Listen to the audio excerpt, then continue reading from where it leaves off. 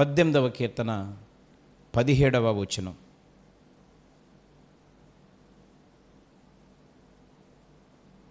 బలవంతులగు పగవారు, నన్ను ద్వేషించువారు నాకంటే బలిష్ఠులై ఉండగా వారి వశము నుండి ఆయన నన్ను రక్షించెను.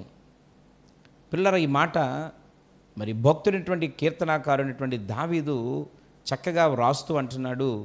మరి పగవారు గురించి మాట్లాడుతూ ఉంటున్నాడు. బలవంతులగు పగవారు, నన్ను ద్వేషించేవారు నాకంటే బలిష్ఠులై ఉండగా మరి వారి యొక్క చేతిలో నుండి దేవుడు నన్ను రక్షించెను. అవును, నిజమే పిల్లారా. మరి దావీదు యొక్క జీవితంలో చూస్తే మరి బలిష్ఠులు, మరి గొప్ప వంశములో ఉన్నటువంటి రాజుగా ఉన్నటువంటి సౌలు మరి నిజంగా ఒక మరి మున్నిళ్ళు లాంటి చిన్న నల్లు లాంటి చిన్న జీవితమైనటువంటి దావీదుని టార్గెట్ చేసి నిజంగా చాలా ఇబ్బంది పెడుతూ బాధ పెడుతూ ఉన్నప్పుడు, తను చంపేయాలని మరి పరిగెట్టిస్తూ ఉన్నప్పుడు దేవుని సన్నిధిని ఆశ్రయించినటువంటి ఆ భక్తుడైన దావీదు అంటున్నటువంటి మాట ఏంటనంటే, గొప్ప గొప్పవారు, బలవంతులైనటువంటి వారు, బలిష్ఠులైనటువంటి శత్రువులు నన్ను చంపాలని ప్రయత్నించగా కేవలం దేవుని సన్నిధి నాతో ఉంది కనుక నేను సజీవంగా ఉండగలుగుతున్నాను అని. అవును పిల్లారా, నేటి దినం ఈరోజు మనకు కూడా భయంకరమైనటువంటి శత్రువులు ఉన్నారు. మొట్టమొదటి శత్రువు అపవాది. పేతురు పత్రికలో రాయబడినట్లుగా, మీ విరోధైనటువంటి అపవాది ఎవరిని మింగుదునామని గర్జించు సింహం వలె వాడు తిరుగుచూ ఉన్నాడు. ఎందుకంటే ఈరోజు అపవాది కోరలు చాచి తిరుగుతూ ఉన్నాడు.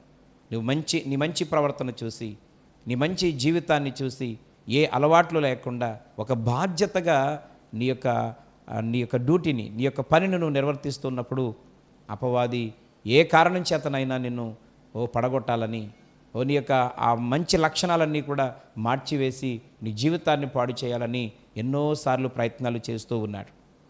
రెండవది ప్రియులారా, ఈరోజు మనకు మరొక పగవారు ఎవరోనంటే, నీ వలన మేలు పొందిన వారే నీకు శత్రులైపోతూ ఉన్నారు.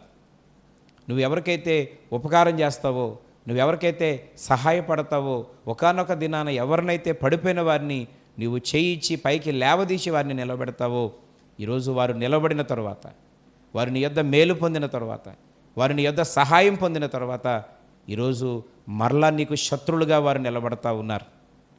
నిజంగా చాలా విచారకరమైనటువంటి విషయం. ఎందుకంటే దావీదు జీవితంలో కూడా పిల్లరా అదే జరిగింది.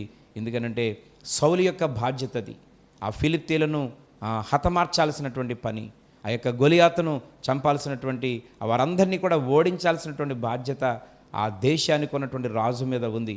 అయితే వారు చేయలేనటువంటి పని, రాజు చేయలేనటువంటి పని, సైన్యము చేయలేనటువంటి పని, అందులో కేవలం ఒక సభ్యుడిగా ఉన్నటువంటి దావీదు ద్వారా ఆ గొప్ప కార్యం జరిగినప్పుడు మరి అభినందించాల్సినటువంటి సౌలు, ప్రోత్సహించాల్సినటువంటి సౌలు, ఎంతో ఘనపరచాయి ముందుకు నడిపించాల్సినటువంటి అదే ఆయనే, మేలు పొందినటువంటి ఆయనే ఎప్పుడు దొరికితే చంపేద్దామని మరి వెతుకుతూ పరుగులెత్తిస్తూ ఉన్నప్పుడు మరి భక్తుడైన దావీదైతే మనుషులపైన ఆధారపడలేదు, కానీ ప్రియులారా దేవుని పైన ఆధారపడ్డాడు.